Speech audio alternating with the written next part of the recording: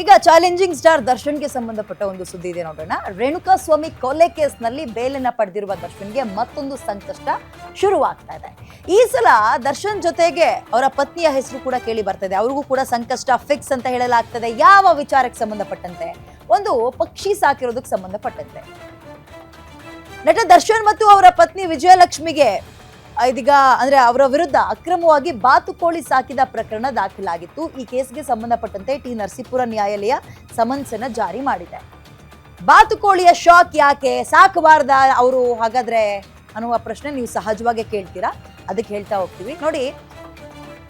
ಕೆಲವೊಂದು ವನ್ಯಜೀವಿ ಆಕ್ಟ್ ಅಡಿಯಲ್ಲಿ ಕೆಲವೊಂದು ಪ್ರಾಣಿ ಮತ್ತು ಪಕ್ಷಿಗಳನ್ನ ನಾವು ಸಾಕೋಕ್ ಬರಲ್ಲ. ತೋಟದ ಮನೆಯಲ್ಲಿ ಅಕ್ರಮವಾಗಿ ಬಾತುಕೋಳಿಯನ್ನ ಸಾಕಿದ್ದಾರೆ ದರ್ಶನ್. ಅದಕ್ಕೆ ಬ್ಲಾಕ್ ಸ್ವಾನ್ ಅಂದ್ರೆ ಅದಕ್ಕೊಂದು ಗೂಸ್ ಹೆಡ್ ಅಂತ ಏನೋ ಕರೀತಾರೆ. ವಿಶಿಷ್ಟ ಪ್ರಭೇದದ ಬಾರ್ ಹೆಡೆಡ್ ಗೂಸ್ ಅಂತ, ಸಾರಿ ನಾನು ಉಲ್ಟಾ ಹೇಳಿದೆ, ಬಾರ್ ಹೆಡೆಡ್ ಗೂಸ್ ಅಂತ ಆ ಒಂದು ಪ್ರಭೇದದ ತಳಿ, ಬಾತುಕೋಳಿಯ ತಳಿ, ಅದನ್ನ ಸಾಕಿದ್ದಾರೆ. ಅದಕ್ಕೆ ಸಾಕೋಕೆ ಅನುಮತಿ ಇಲ್ಲ. ಪ್ರಶ್ನೆ, ಎಲ್ಲಿಂದ ತಂದ್ರು ಹಾಗಾದ್ರೆ? ಇದು ವನ್ಯಜೀವಿ ಸಂರಕ್ಷಣಾ ಕಾಯ್ದೆಯಡಿ ಅಪರಾಧವಾಗುತ್ತೆ. ಅದನ್ನ ಸಾಕುವಂತೆ ಇಲ್ಲ. ವನ್ಯಜೀವಿ ಸಂರಕ್ಷಣಾ ಕಾಯ್ದೆಯಡಿ ಇದು ಕ್ರಿಮಿನಲ್ ಅಪರಾಧವಾಗುತ್ತೆ. ಇದು ಹಿಂದೆ ಬಹಳ ಸದ್ದು ಮಾಡಿತ್ತು. ಅಂಡ್ ಇದು ಇವ್ರು ಎಲ್ಲಿಂದ ತಂದ್ರು ಅಂದ್ರೆ ಇವರ ಫ್ರೆಂಡ್ಸ್ ಯಾರೋ ಗಿಫ್ಟ್ ಕೊಟ್ಟಿದಾರಂತೆ. ಇದನ್ನ ದರ್ಶನ್ ಅವರೇ ಹೇಳಿದ್ರು, ನನ್ನ ಸ್ನೇಹಿತರು ಇದನ್ನ ತಂದು ಕೊಟ್ಟಿದ್ರು ಅಂತ. ಈ ಪಕ್ಷಿ ಇದೆಯಲ್ಲ, ಇದಕ್ಕೆ ಲೈಸೆನ್ಸ್ ಇಟ್ಕೊಂಡು ಸಾಕ್ಬೇಕು, ಅವೆಲ್ಲ ಸುಳ್ಳು. ಇದನ್ನ ಸಾಕೋ ಹಾಗೆ ಇಲ್ಲ.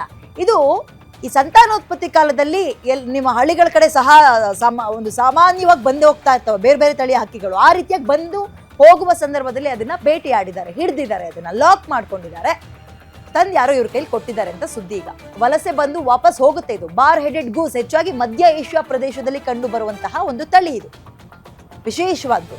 ವಲಸೆ ಬಂದು ವಾಪಸ್ ಹೋಗುತ್ತವೆ. ಬಟ್ ಇವ್ರ ಕೈಗೆ ಹೇಗೆ ಸಿಕ್ತು, ಹೇಗೆ ಸಾಕಿದ್ರು?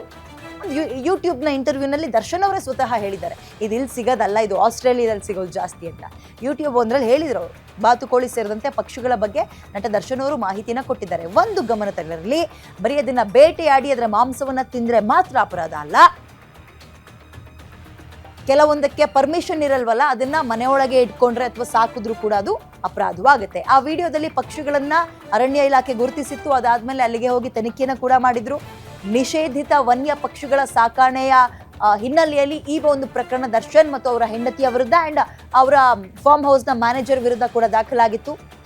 ಎಸ್, ಅವರ ಸಹಾಯಕ ನಾಗರಾಜ್ ವಿರುದ್ಧ. ಅಂಡ್ ದರ್ಶನ್ ಮತ್ತು ಅವರ ಪತ್ನಿ ಹೆಸರು ಏನಕ್ಕಪ್ಪ ಕೇಳ್ಬಂತು ಅಂದ್ರೆ, ಆ ಫಾರ್ಮ್ ಇರೋದೇ ಅವರ ಹೆಸರು, ಹೆಂಡತಿ ಹೆಸರಲ್ಲಿ.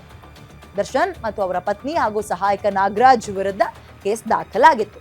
ತೋಟದ ಮನೆಯಲ್ಲಿ ಅಕ್ರಮವಾಗಿ ಈ ಒಂದು ಬಾತುಕೋಳಿಯನ್ನ ಸಾಕಿದ್ರು ದರ್ಶನ್ ಅಂತ. Black colour. ಆ ವಿಡಿಯೋನ ನೀವು ಬೆಳಗ್ಗೆ ಎಲ್ಲ ಗಮನಿಸಿರ್ತೀರಿ, ನಿಮ್ಮ ಗ್ಯಾರಂಟಿ ನ್ಯೂಸ್ ನಲ್ಲೂ ಕೂಡ ಹಾಕಿದ್ವಿ. ವಿಶಿಷ್ಟ ಪ್ರಭೇದದ ಬಾರ್ ಹೆಡೆಡ್ ಗೂಸ್ ಅಂತ. ಸಾಮಾನ್ಯವಾಗಿ ಬಾತುಕೋಳಿ ಬಿಳಿ ಅಂದ್ರೆ ನಾವು ನೋಡಿರ್ತೀವಲ್ಲ, ಆ ರೀತಿಯದ್ದಲ್ಲ, ವಿಶೇಷ ಪ್ರಭೇದದ್ದು. ಅಂಡ್ ಅದು ಕಾಲಕ್ಕೆ ತಕ್ಕಂತೆ ಸಂತಾನೋತ್ಪತ್ತಿಯ ಹಿನ್ನೆಲೆಯಲ್ಲಿ ಬಂದು ಹೋಗ್ತಾ ಇರುತ್ತವೆ. ಅವು ಆಹಾರ ಅರಸ್ಕೊಂಡು ಬರ್ತವೆ ಅಂಡ್ ವೆದರ್ಗೆ ಚೇಂಜ್ ಆಗ್ತಾ ಇರುತ್ತೆ. ಆಗೆಲ್ಲೋ ಲಾಕ್ ಮಾಡಿದ್ದಾರೆ ಅಂತ ಕೇಳಿ ಬರ್ತಾರೋ ಸುದ್ದಿ.